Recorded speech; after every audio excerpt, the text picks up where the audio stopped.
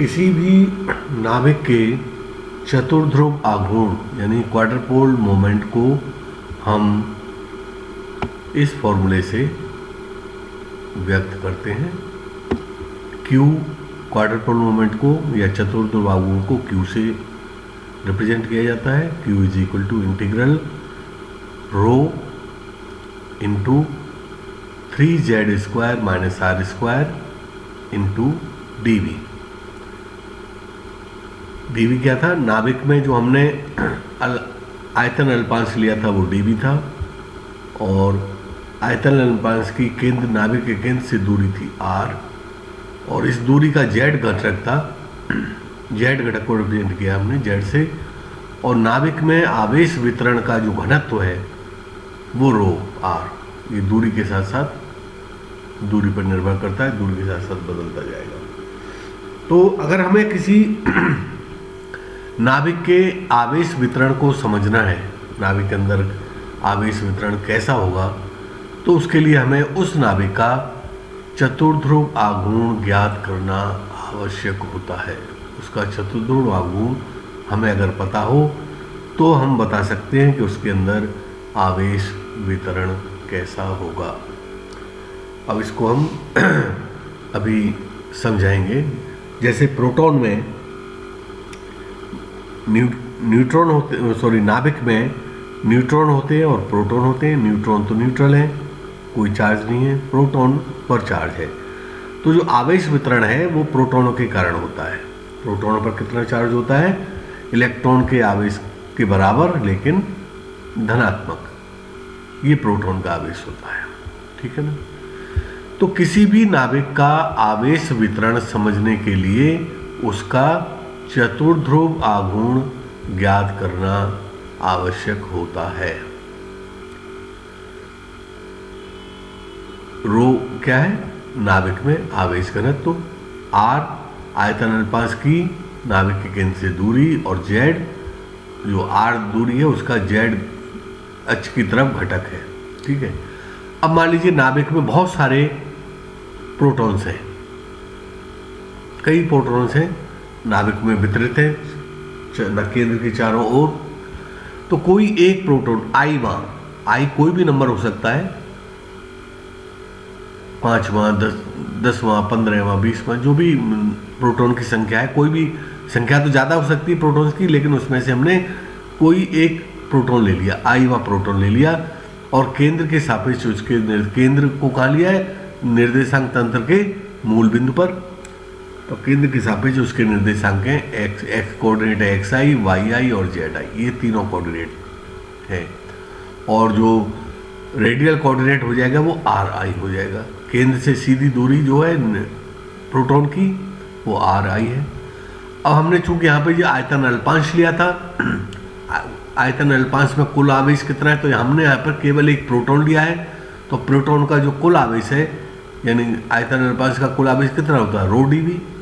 तो यहाँ पर जो रो dv होगा वो इलेक्ट्रॉन के आवेश के बराबर होगा। तो इस सूत्र में हम रो और dv इसको हम E के बराबर लिखेंगे, इलेक्ट्रॉन के आवेश के बराबर, और इंटीग्रल को हमने चेंज कर दिया यहाँ पर सिग्मा में।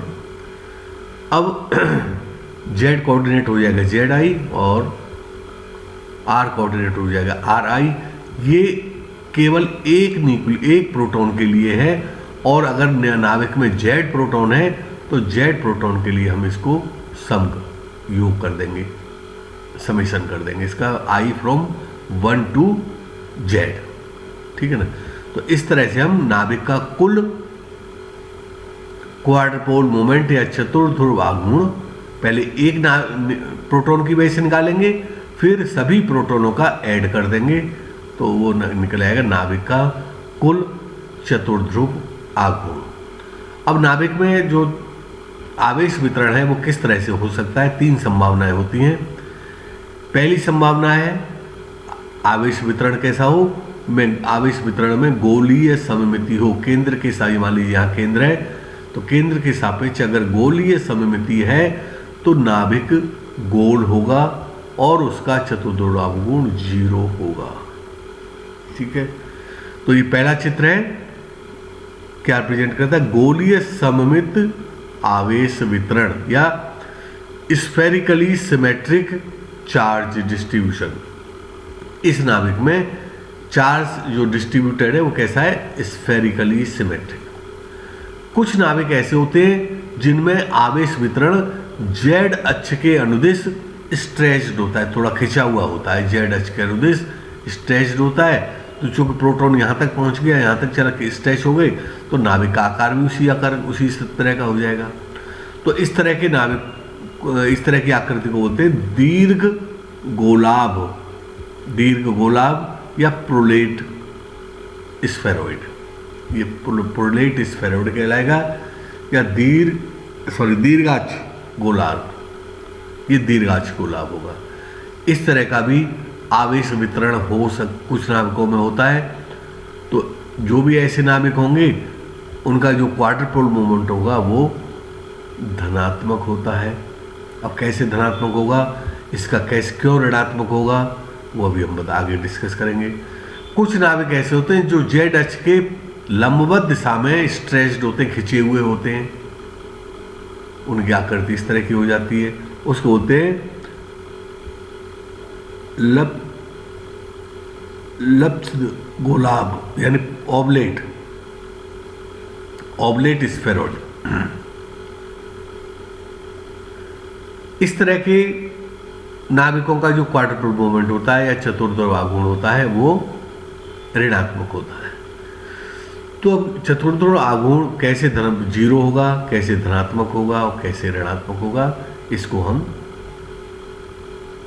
आगे डिस्कस करेंगे। देखो, सबसे पहले हम लेते हैं पहला वाला केस, गोलीय सममिति यानी स्फेरिकली सिमेट्रिक। जो चार्ज डिस्ट्रीब्यूशन है वो कैसा है हमारा? Spherically symmetric. तो जो आर कोऑर्डिनेट होता है is equal to r square is equal to x square plus Y square plus Z square.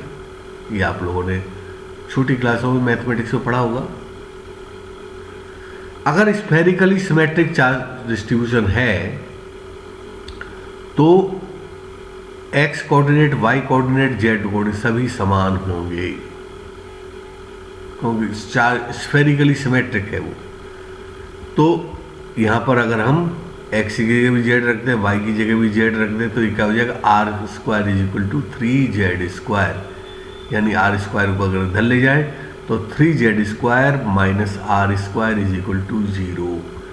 क्या आ गया? 3z square minus r square is equal to 0। और ये नाभिक का कुल क्वाड्रुपोल मोमेंट है 3z square minus r square. अगर 0 हो गया तो क्वाड्रुपोल मोमेंट कितना हो जाएगा? 0। ठीक है, तो स्फेरिकली सिमेट्रिक नाभिक में क्वाड्रुपोल मोमेंट कितना होता है? 0।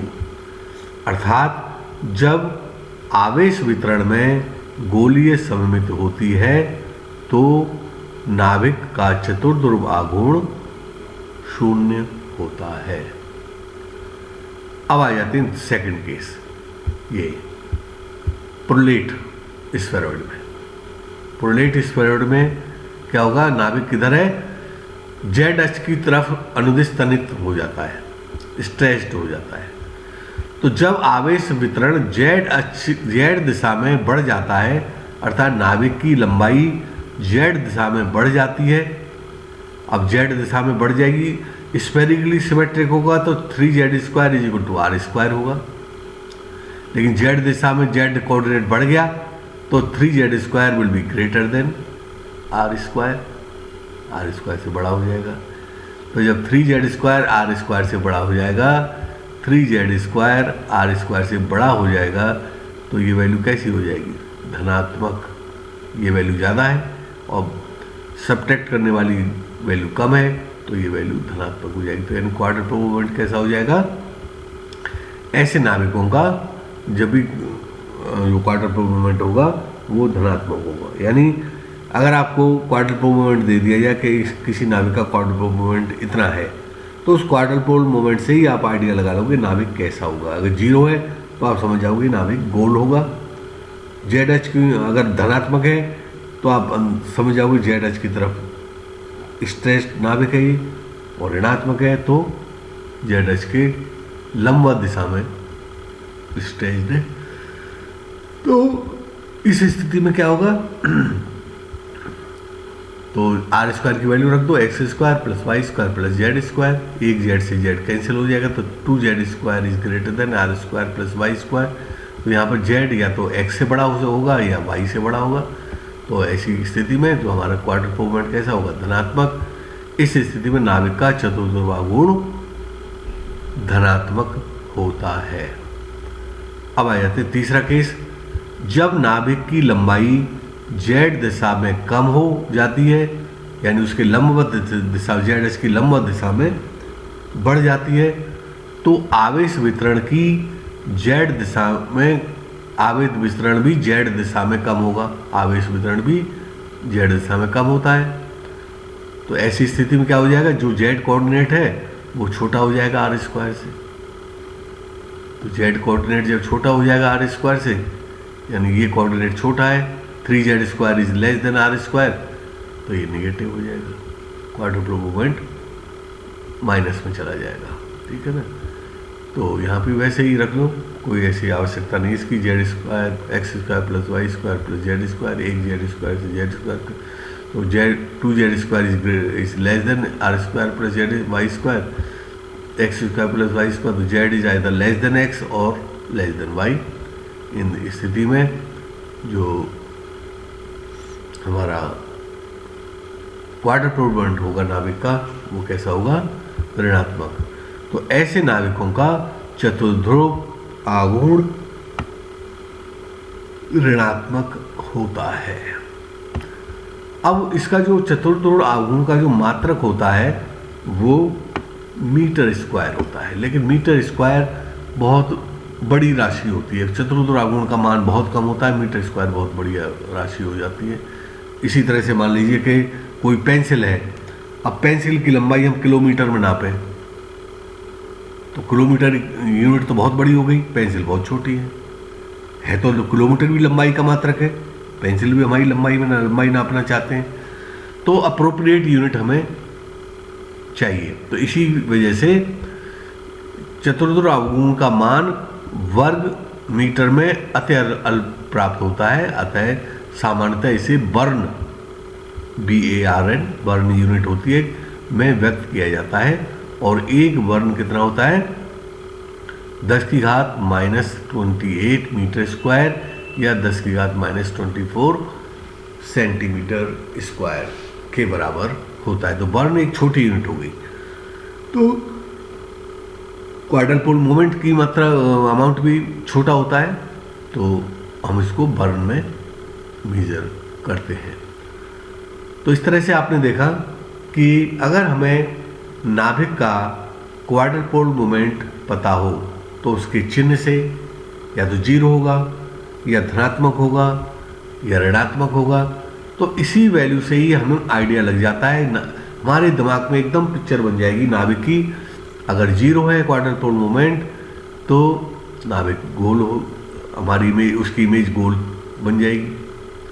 अगर धनात्मक है तो हमें समझ में आ जाएगा कि नाभिक जेड का चित्र जेड एच के अनुदिश तनित है, वो पोलेट स्फेरॉइड है।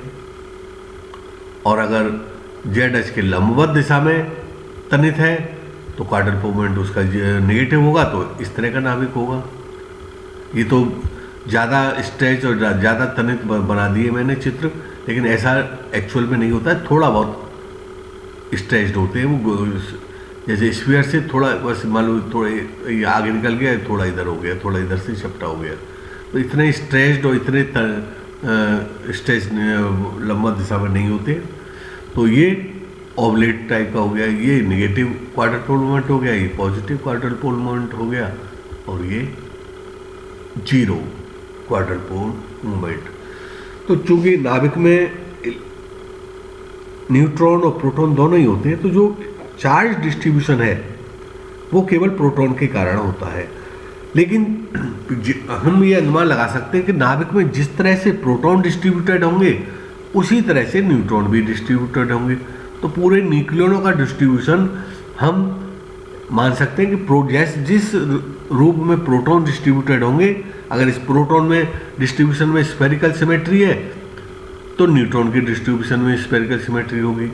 प्रोटॉन की डिस्ट्रीब्यूशन में अगर जेड अक्ष के अनुदिश स्थानित है तो न्यूट्रॉन भी इस तरह से डिस्ट्रीब्यूटेड होंगे। तो ऐसा नहीं कि प्रोटॉन तो इधर स्टेज्ड होंगे, न्यूट्रॉन इधर स्टेज्ड होंगे, तो नाभिक तो अजीब शेप हो जाएगी उसकी फिर।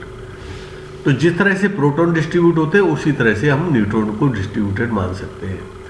तो इस तरह से अगर प्रोटॉन इस साइड में डिस्ट्रीब्यूटेड है तो न्यूट्रॉन भी इस साइड में, हमारी प्रोटॉन इधर डिस्ट्रीब्यूटेड है और न्यूट्रॉन इधर डिस्ट्रीब्यूटेड हो जाए तो कैसी शेप बन जाएगी जी? बिल्कुल अजीब व गरीब शेप हो जाएगी। तो ऐसा नहीं होता है। जिस तरह से प्रोटॉन डिस्ट्रीब्यूटेड होते हैं उसी